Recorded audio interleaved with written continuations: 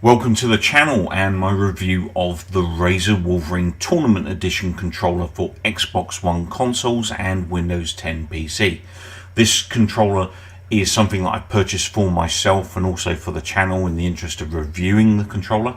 It is a self-funded purchase, so I'm not being paid to do this review.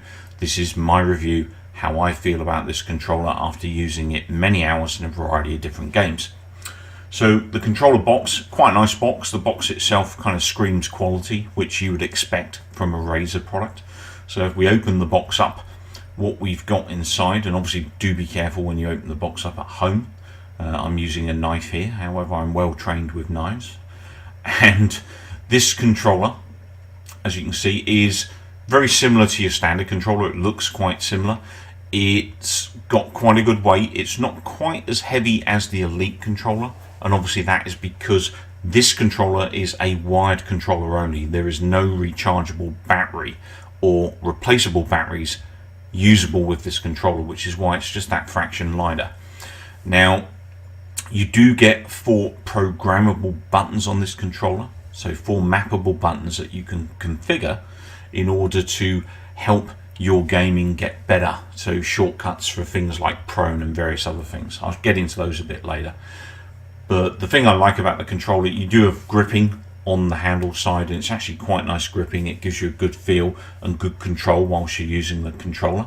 It's similar to the Luna's grip, although obviously not quite as deep, but still effective.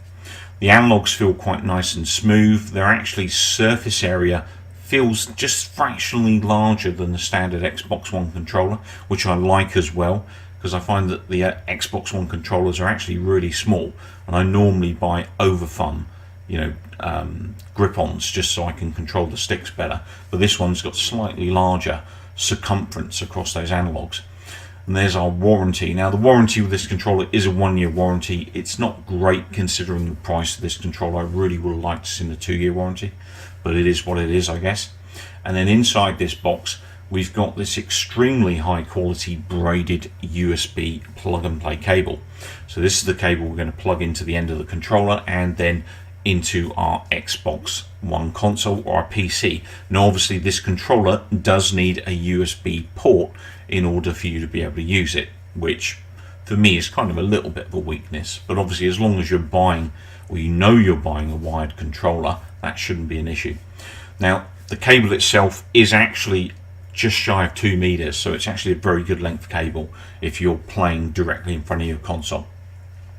So this is a bit closer up look, and you can see kind of just underneath that Xbox symbol the two of the remappable connections. With this cable plugged in, it is rock solid. It is a really good fit, this cable. It's not going anywhere once you've plugged it in. So you can see, give it a bit of a shake there, and it's really holding on. Now in order to configure your controller, you do need to download Razer's Synapse for Xbox. You can find that in the Xbox Live App Store, and it's easy to find and easy to download. It's not a very big program at all. It's not going to take up much space whatsoever. So this is the Razer Synapse interface. It's actually very easy to use. You just create a new profile. You can have multiple profiles for multiple configurations, so you can have one for Pugba, one for COD, one for Battlefield 5, or a variety of different other games. In this case, I actually configured this one for driving games, so the B button is going to be a gear up, the X button is going to be a gear down. I've got my back button and my start button on the top 2 remappable buttons. That way it'll allow me to get to those a lot easier. I generally find things like the back button and start button are quite hard to get to on the controller in a hurry if you need to. And again, using the X and the B on the controller to change gears I find quite tough, so I definitely prefer it on these paddles near the handles. Actually works quite well.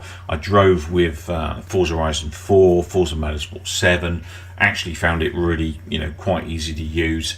The only thing I had to be wary of was just hitting the buttons accidentally, if you like, because they are quite close to the handles, those under paddles.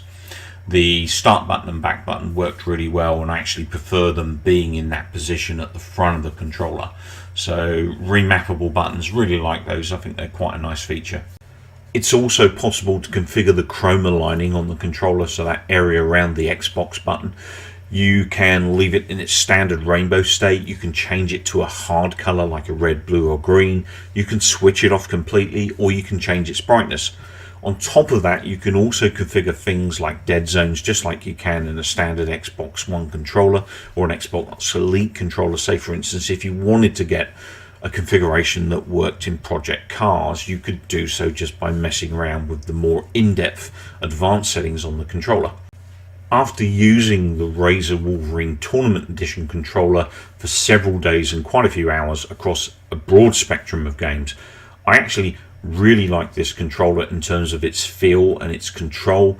The gripping under the handles works really well and makes for a comfortable play. I also found that the X, A, Y and B buttons are very responsive and have a very positive feel to them, better than your standard controller.